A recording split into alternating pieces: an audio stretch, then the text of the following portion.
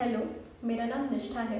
इस वीडियो में हम गृह विज्ञान क्या है इस चैप्टर के दो चीज़ें समझने और याद करने की कोशिश करेंगे।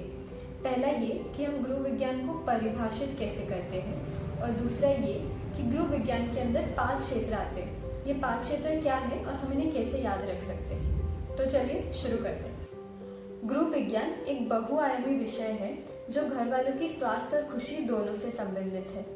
इसमें घर के प्रबंधन में इस्तेमाल होने वाली कला और विज्ञान दोनों को शामिल किया जाता है। अब ये सुनने में बड़ा लगता है, पर आप चाहे तो इसे अपने शब्दों में भी लिख सकते हैं अगर आपको इस परिभाषा के 3 मुख्य भाग याद रहे। ये 3 मुख्य भाग है: बहुआयामी विषय, घर वालों की स्वास्थ्य और खुशी से संबंध, कला और विज्ञान का उपयोग। जब भी हम कुछ पढ़ने की कोशिश करते हैं, ऐसा अक्सर होता है कि हमें शब्दों से ज्यादा तस्वीरें याद रहती है। इसलिए हम गृह विज्ञान का परिभाषा, उसका डेफिनेशन भी इस तस्वीर की मदद से याद करने की कोशिश करेंगे। जब मैं इस घर को देखती हूँ तो मुझे लगता है इसमें कितने सारे रूम्स होंगे, किचन होगा, बाथरूम होगा, और फिर मुझे लगता है कि हाँ, गृह विज्ञान भी इस घर की तरह ही अलग अलग क्षेत्रों का इस्तेमाल करता है, गणित, भूगोल, विज्ञान इत्यादि। इसलिए हम गृह विज्ञान को एक बहुआयामी विषय कहते हैं। दूसरा भाग, मैं इस घर में रहने वाले लोगों को देखती हूँ और सोचती हूँ ये लोग कितने खुश हैं, कितने स्वस्थ हैं। अगर उनके पास ये घर नहीं होता तो उनके पास रहने की जगह नहीं होती, उन्हें अलग अलग बीमारियां हो जाती, वो एक साथ वक्त नहीं बिता पाते। और इससे मुझे याद आता है कि गृह विज्ञान घर वालों की खुशी और स्वास्थ्य दोनों से संबंधित है। हम इस घर को देखें तो हमें तीसरा भाग याद आएगा, क्योंकि इसको बनाने में बहुत मुश्किल लगी होगी।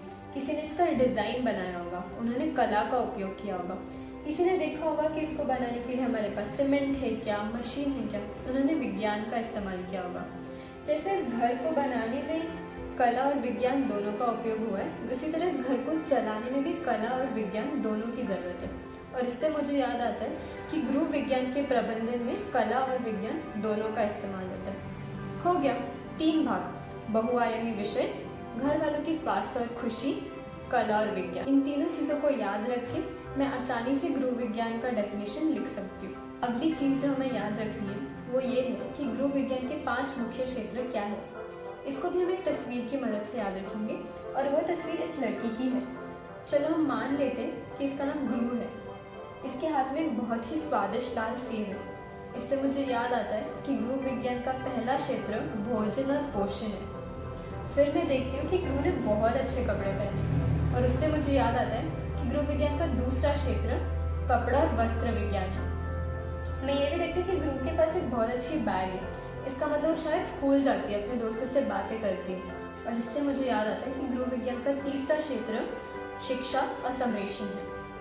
फिर मैं गुरु की उम्र देखती हूँ, वो कोई छोटी बेबी नहीं है, पर वो भी बड़ी भी नहीं हुई है। इससे मुझे याद आता है कि गृह विज्ञान का चौथा क्षेत्र मानव विकास और विस्तार है। 5वां क्षेत्र है संसाधनों का प्रबंधन। इसके लिए हम अपनी कल्पना का उपयोग करेंगे और सोचेंगे कि गृह दिन में कई काम करती होगी, और उसके लिए वो अपनी समय, ऊर्जा, पैसे सबको सोच समझ के इस्तेमाल करती होगी। और इससे हमें याद रहेगा कि गृह विज्ञान का 5वां क्षेत्र संसाधनों का प्रबंधन है। एक बार हम फिर से दोहराते हैं: सेब, भोजन और पोषण, कपड़े, कपड़ा और वस्त्र विज्ञान, उसकी स्कूल बैग, शिक्षा और संप्रेषण, उसकी उम्र, मानव विकास और विस्तार, और हमारी कल्पना हमें याद दिलाती है संसाधनों का प्रबंधन। ये हुए गृह विज्ञान के 5 क्षेत्र। तो पिछले वीडियो में हमने सीखा था कि गृह विज्ञान की परिभाषा क्या होती है और उसके 5 मुख्य क्षेत्र कौन से होते हैं। इस वीडियो में हम देखेंगे कि रोजगार का अर्थ क्या होता है, उसके प्रकार क्या होते हैं, और हम ये भी देखेंगे कि हम कुछ लंबे प्रश्नों का उत्तर कैसे याद रख सकते हैं। तो चलिए शुरू करते हैं। पहले हम देखते हैं कि रोजगार क्या है। रोजगार वो काम है जिससे हमारे घर में पैसे आते हैं।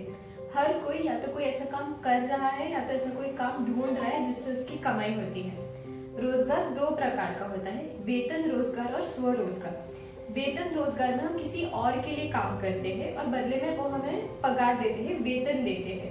या तो हमें वो दिन का पगार देंगे, या तो महीने का देंगे, या कुछ जितना काम किया उसके लिए उतने पैसे देंगे।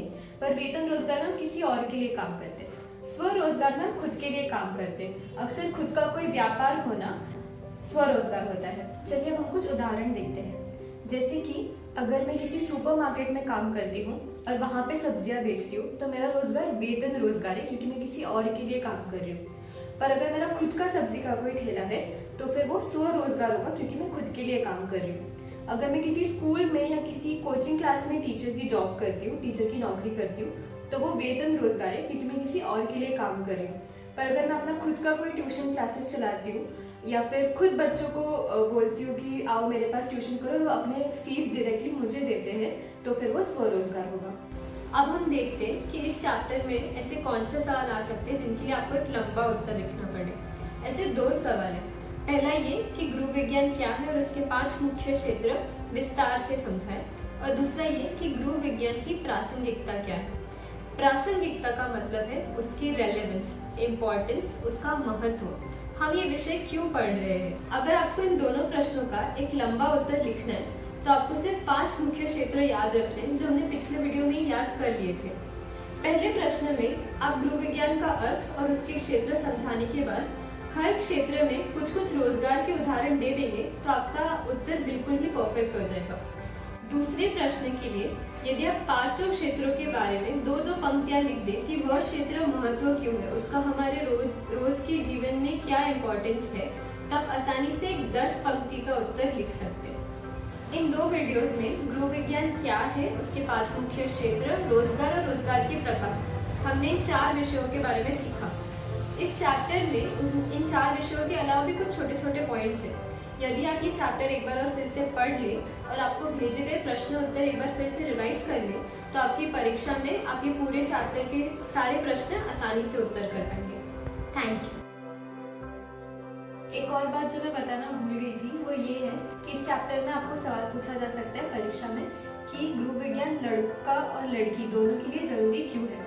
इसके लिए आप उत्तर में कई उदाहरण दे सकते हैं, कई वजह दे सकते हैं कि लड़कों और लड़कियों दोनों को आजकल की इतना जो आजकल कंपटीशन है, तीव्र प्रतिस्पर्धा है, उसमें अपने आप को सफल करना है। घर के जितने भी उत्तरदायित्व है वो दोनों को पूरे करने हैं।